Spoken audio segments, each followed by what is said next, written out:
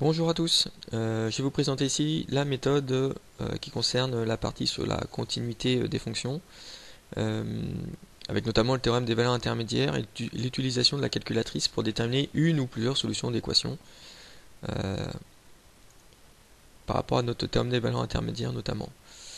Voici la méthode. Donc en gros, quand on veut résoudre une équation de la forme f de x égale un nombre sur un intervalle AB, on applique le théorème des valeurs intermédiaires. Alors, pour appliquer ce théorème, il faut trois conditions. Il faut à la fois que f soit continue sur cet intervalle AB, que f soit strictement monotone, c'est-à-dire soit strictement croissante, soit strictement décroissante, et qu'on ait certaines conditions au niveau des images. Voilà, ça je vous l'expliquerai un petit peu plus au niveau de l'exemple.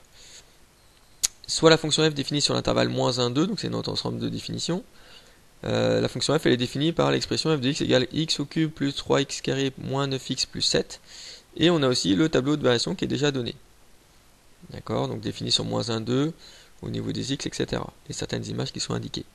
Quel est le minimum de la fonction f sur l'intervalle -1, 2, donc sur son ensemble de définitions? On voit bien que le minimum de la fonction f, donc si on regarde sur la deuxième ligne, celle qui correspond à f et pas à x, le minimum c'est bien 2.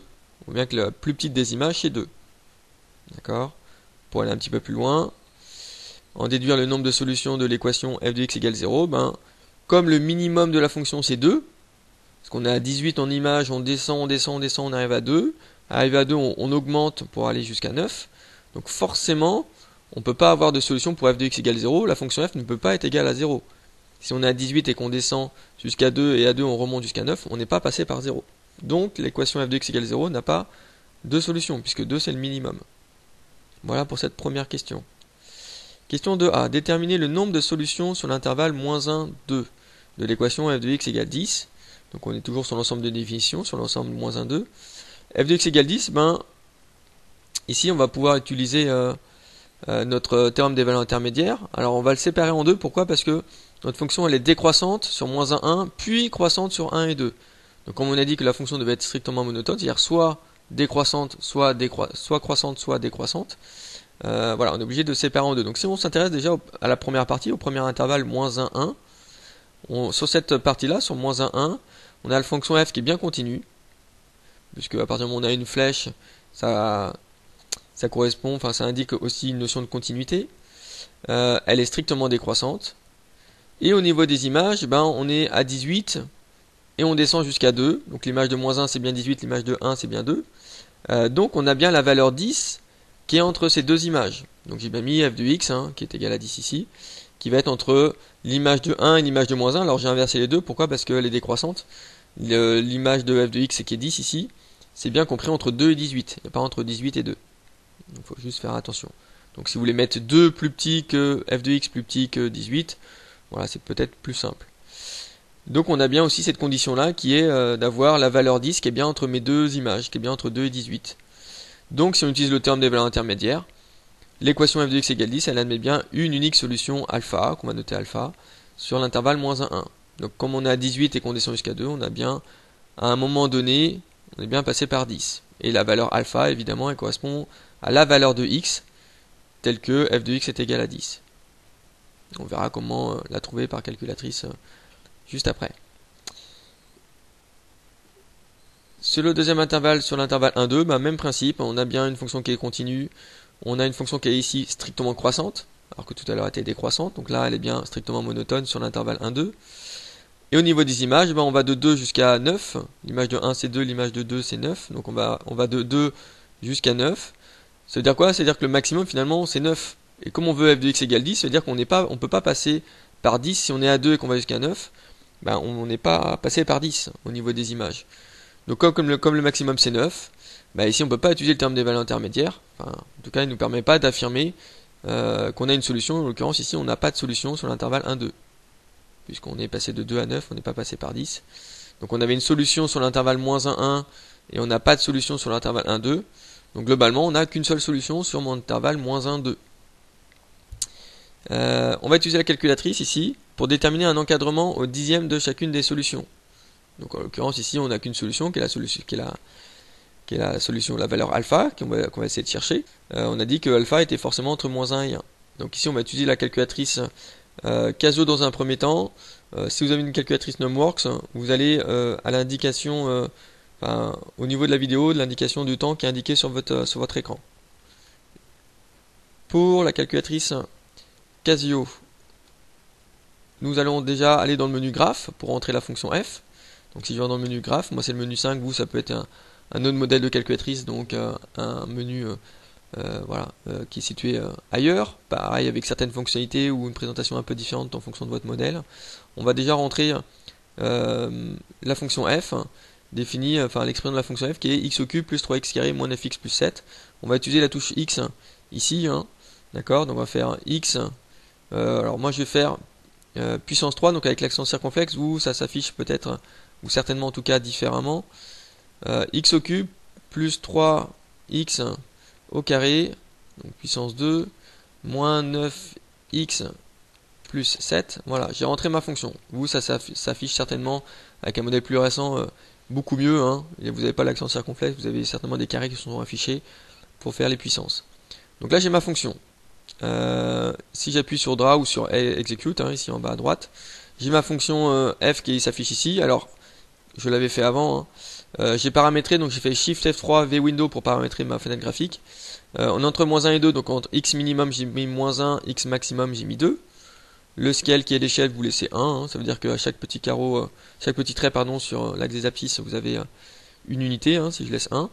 Et en Y, j'ai mis de moins 1 à 20. Alors pourquoi j'ai mis moins 1 à 20? Souvent on ne sait pas trop quoi mettre au niveau des Y, puisque les X c'est l'ensemble de définitions, mais les Y on ne sait pas trop quoi mettre. Ici on a par exemple le tableau de variation qui est donné. On voit bien qu'au niveau des Y, au niveau des f de x, le maximum c'est 18 et le minimum c'est 2. Donc j'ai mis j'ai écarté un petit peu plus, j'ai mis moins 1 pour le minimum plutôt que 2, ça me permet de voir l'axe des abscisses en bas de mon écran. Vous pouvez mettre 2, vous pouvez mettre 1, vous pouvez mettre 0, moi j'ai mis moins 1 pour qu'on voit l'axe des abscisses. J'aurais pu mettre 18 ici pour le maximum, parce qu'on sait qu'on va pas dépasser 18. Bon, on peut mettre 19, 20, j'ai mis 20. Et ça nous permet d'avoir une allure de courbe qui est plutôt sympathique. On voit plutôt bien que la fonction elle est décroissante puis croissante. Et a priori, elle a l'air d'être croissante à partir de la valeur 1, ici on abscisse. Donc ça c'est juste pour avoir rentré la fonction et bien la visualiser sur mon écran. Donc pour trouver un encadrement, il y a plusieurs façons. Donc, soit on va utiliser ce menu graphique, soit on va utiliser, on va le faire après, soit on va utiliser le menu table, moi qui est le menu 7, qui vous peut-être est situé ailleurs. Mon menu table, je retrouve ici ma fonction. La fonction que j'ai rentrée dans ma fonction graph, je la retrouve automatiquement dans le menu table. Donc ici, la première étape, ça va être d'utiliser la calculatrice. Alors on va l'utiliser, j'ai marqué avec un pad de 0,1. Pourquoi? Parce qu'on va en encadrement au dixième. Donc là, on va déjà le faire avec un pad de 1. Donc ici, on va dans le menu table, on va paramétrer notre tableau de valeurs, donc le F5, le settings. Ici, on va de quelle valeur à quelle valeur? On va de moins 1 jusqu'à 2. Donc ce sont en gros mes valeurs de mon ensemble de définitions, minimum et maximum au niveau des x. Et le step, on va mettre 1. C'est-à-dire qu'en gros, dans mon tableau, je vais aller d'une unité en unité. C'est-à-dire que je vais aller de moins 1, 0, 1, 2. Finalement, mon tableau, il va pas être très très grand. Voilà mon tableau, je vais aller de 1 en 1. J'ai mis un pas de 1. Donc je vais de 1 en 1 au niveau des x. Donc ici, on retrouve bien l'image de moins 1, on retrouve bien l'image de 1 qu'on a dans notre tableau et l'image de 2 qu'on a dans notre tableau. D'accord? Donc ici, on sait qu'on est entre moins 1 et 1. D'accord? Parce qu'on l'a dit tout à l'heure. Donc on voit bien qu'on est au niveau des images, entre 18 et 2. Donc ce qui nous intéresse ici, c'est de voir un petit peu où est notre alpha. Pour quelle valeur est-ce qu'on est passé par 10. Ici, on voit bien qu'on est certainement entre moins 1 et 0. Parce qu'on est entre 18 et 7 ici au niveau des images.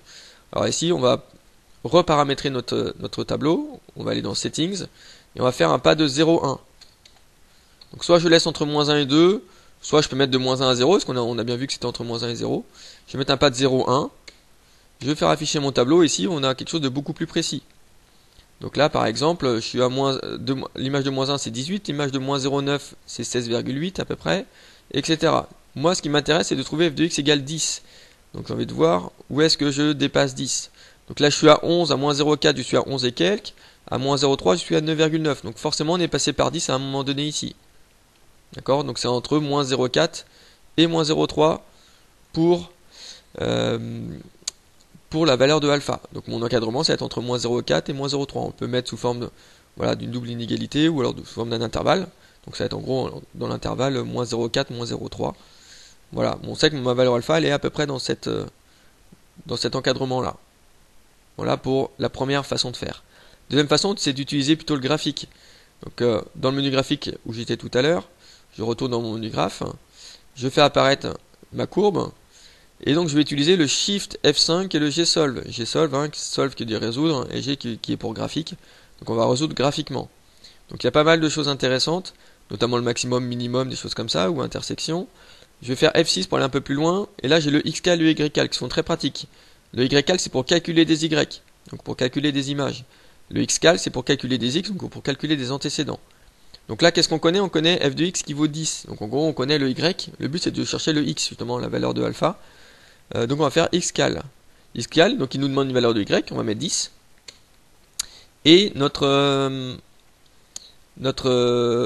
calculatrice, elle nous met le curseur, voilà, vous voyez la petite croix là sur le graphique, exactement au point qui a une ordonnée qui vaut 10. Vous voyez bien en bas de l'écran, c'est marqué y égale 10. Et ben elle nous donne la valeur x approximative, même si on a pas mal de chiffres après la virgule, qui nous donne moins 0,305,4, etc. Donc ça c'est une valeur approchée de la valeur alpha. Donc si x est à peu près égal à moins 0,305, on va dire, c'est que forcément, si je donne un encadrement, on va retrouver le même encadrement évidemment, qui va être moins 0, entre moins 0,4 et moins 0,3, si je veux un encadrement au dixième près. Voilà la deuxième façon de faire. Si on avait plusieurs valeurs, ici c'est pas le cas, mais si on devait avoir plusieurs valeurs, il suffit juste ici de faire la flèche de droite pour aller sur différentes solutions, si on avait plusieurs solutions. D'accord? Ce qui va être le cas par exemple un peu plus loin. Donc là il suffit juste de faire la petite flèche de droite. On voit bien que si on fait la flèche de droite, il nous affiche rien d'autre, c'est qu'il n'y a qu'une solution. Voilà pour la calculatrice Casio. Si vous m'avez écouté, vous pouvez maintenant aller un peu plus loin sur la vidéo à l'indication du temps qui est mise sur votre écran. Déterminer en utilisant la calculatrice un encadrement au dixième de chacune des solutions. Donc on va essayer de déterminer une valeur du alpha. On a dit qu'on avait une seule solution pour f de x égale 10. On va essayer de trouver un encadrement au dixième près de chacune des solutions. On n'en a qu'une ici. On a dit que la valeur alpha était entre moins 1 et 1 puisque on était sur on sait que f de x égale 10 était compris entre 2 et 18. Donc là on va utiliser la calculatrice numworks. Donc là je vous l'ai mis en grand. On va dans le menu fonction. On va ajouter une fonction. Donc ici je fais encore OK. Je rentre ma fonction, donc x au cube, donc la touche x elle est ici. Puissance, on a la touche puissance qui est ici. Puissance 3. Alors là je vais faire un petit peu la flèche de droite pour descendre de ma puissance. On avait la fonction, alors plus 3x carré moins 9x. Donc plus 3x, la touche carré qui est un peu plus rapide. Moins 9x, on a dit plus 7. Voilà, ça c'est ma fonction. Je valide et j'ai ma fonction qui est rentrée ici. Je fais la petite flèche retour ici pour aller dans le menu graphe ou dans le menu table. Donc là on va faire de deux façons différentes. Je vais d'abord aller dans le menu table, dans le menu tableau. Ici dans le menu tableau, on a en gros certaines valeurs, 0, 1, 2, 3, etc. Ce que je vais faire, c'est que je vais déjà paramétrer, donc je vais ressortir. Je vais aller dans régler l'intervalle et je vais paramétrer mon tableau. Mon tableau il va commencer de quelle à quelle valeur, il va commencer à quelle valeur? Il va commencer à moins 1, puisque l'intervalle ici c'est moins 1 jusqu'à 2. Donc ici autant paramétrer au mieux. Je vais mettre moins 1 pour le début de mon tableau jusqu'à 2 au maximum. Le pas il est de 1, alors si je mets pas de 1, en fait on va faire moins 1, 0, 1, 2 au niveau des x. Donc on va pas avoir beaucoup de valeurs, on pourrait le faire. Donc là le mieux c'est, comme en plus on veut un encadrement de 0, 1, on veut au dixième près. D'accord, ça va être de faire plutôt un pas de 0,1 au dixième, c'est-à-dire que là je vais avoir un tableau assez précis. Donc là si je valide, j'ai mon tableau de valeurs qui a été modifié, donc on part de moins 1, et on voit bien qu'on est tous les 0,1. Le pas il est de 0,1, donc on va de 0,1 au 0,1. D'accord, et on va jusqu'à la valeur 2 si je continue un peu plus bas. Ici, ce qui nous intéresse c'est de savoir quand est-ce que l'image, le f de x, il vaut 10. Donc là l'image de moins 1 c'est 18, c'est ce qu'on avait dans nos tableaux de valeurs, nos tableaux de variation, pardon. L'image de moins 0,9 c'est 16,8 à environ, etc. Je descends. Nous le but c'est de savoir quand est-ce qu'on va dépasser 10. Mais on voit bien qu'ici on était à 11, l'image de moins 0,4 c'est 11 à peu près, l'image de moins 0,3 c'est à peu près 9,9, donc on est bien passé par 10 ici. Donc f de x égale 10 a une solution qui elle est comprise entre moins 0,4 et moins 0,3. Ça c'est ma valeur de alpha. Donc première méthode pour retrouver un encadrement de ma solution alpha, c'est de reprendre mon tableau de valeurs et de regarder un petit peu quand est-ce que je dépasse f de x égale 10. Donc on est entre moins 0,4 et moins 0,3. Deuxième façon de faire, c'est d'utiliser le graphique plutôt de ma calculatrice. Donc là, je vais faire retour, et je vais plutôt aller dans le graphique. Donc je vais, hop, un petit peu à gauche. Je suis dans mon graphique. Alors ici, on va essayer de paramétrer déjà le côté visuel. Hop, donc là, je vais aller dans Axe. Et pour définir un petit peu mes axes, donc ici en axe, pour les X, on a dit qu'on était entre moins 1 et 2. En Y, on peut mettre automatiquement. Ça permet voilà, de pas trop s'embêter avec ça. Je fais retour. Et là, j'ai ma courbe qui est voilà, un peu plus joliment tracée, on va dire. Qui est entre moins 1 et 2 au niveau de l'axe des X. Et le but ici, c'est de trouver l'antécédent de 10, de résoudre f de x égale 10. Donc là, on a le OK qui s'affiche ici, sur notre écran. Donc si on fait OK, il va nous proposer de faire des calculs. Donc soit d'aller à certains endroits, donc ça va être pour les images notamment, et ici de calculer. Alors si je fais calculer, je fais OK. Ici, il y a des choses intéressantes, le maximum, le minimum, et pas mal de choses autres, qui voilà, n'est pas l'objet de la vidéo. Donc là, le but, c'est de trouver l'antécédent. Pourquoi? Parce que f de x égale 10, c'est la même chose que retrouver les antécédents de 10. Le ou les antécédents de 10. Donc si je fais antécédent, c'est-à-dire qu'il va nous proposer une valeur de y. Nous, on veut f de x égale 10, donc je vais mettre 10. Et donc comme je donne une valeur de y, il va nous donner une valeur de x qui va correspondre. Donc là, si vous regardez sur le graphique, le petit point, le curseur ici, sur la courbe, il nous l'a placé exactement à f de x égale 10. À y égale 10 ou f de x égale 10, ce qui nous intéressait. C'est ce qu'on voulait. Et il nous donne l'abscisse de ce point-là, qui est moins 0,305, etc. environ. Donc ça, c'est notre valeur de alpha. Donc là, on a x égale moins 0,305. Et ben, comme on a une valeur approchée de alpha, qui est à peu près moins 0,31, et ben, on peut lui donner aussi un encadrement qui est entre moins 0,4 et moins 0,3, puisqu'on voulait un encadrement au dixième de chacune des solutions. Voilà pour la calculatrice NumWorks. On va continuer avec la question 3a. Déterminer le nombre de solutions sur l'intervalle moins 1, 2 de l'équation f de x égale 5. Donc là, ça va être le même principe. Donc je vais être un petit peu plus rapide. F de x égale 5, si on regarde et qu'on veut utiliser notre théorème des valeurs intermédiaires, sur l'intervalle moins 1, 1, on va séparer aussi en deux. Donc le premier intervalle ici, elle est bien continue, elle est bien décroissante. Les images, on est entre 18 et 2, donc on est bien passé par 5. Donc le terme de valeur intermédiaire nous indique qu'on a bien une unique solution, alors je vais l'appeler bêta et pas alpha cette fois-ci, qui est entre moins 1 et 1. Entre 1 et 2, la fonction elle est bien continue, la fonction elle est bien croissante. L'image de 1 c'est 2, l'image de 2 c'est 9, donc on est bien passé entre 2 et 9, donc on est bien passé par 5 au niveau des images. Donc ici on a une deuxième solution que j'ai appelée gamma. Donc on a une première solution sur l'intervalle moins 1 parce qu'on est à 18 et qu'on descend jusqu'à 2, donc à un moment donné on est passé par 5. Et pareil sur le deuxième intervalle, on est à 2 au niveau des images et on va jusqu'à 9, donc on est bien passé par 5 aussi. Donc on a bien ici deux valeurs. Les deux valeurs, si on prend la calculatrice, on obtient un encadrement ici de bêta qui va être entre 0,2 et 0,3, qui est bien entre moins 1 et 1, et pour gamma qui va être entre 1,6 et 1,7. D'accord? Donc sur le même principe, je ne vais pas refaire la méthode, mais vous prenez votre calculatrice, soit Casio, soit NumWorks, soit dans le menu table, soit dans le menu graphe, et vous pouvez obtenir ces deux encadrements-là, ou des valeurs approchées de ces deux valeurs-là. Merci de m'avoir écouté, à bientôt.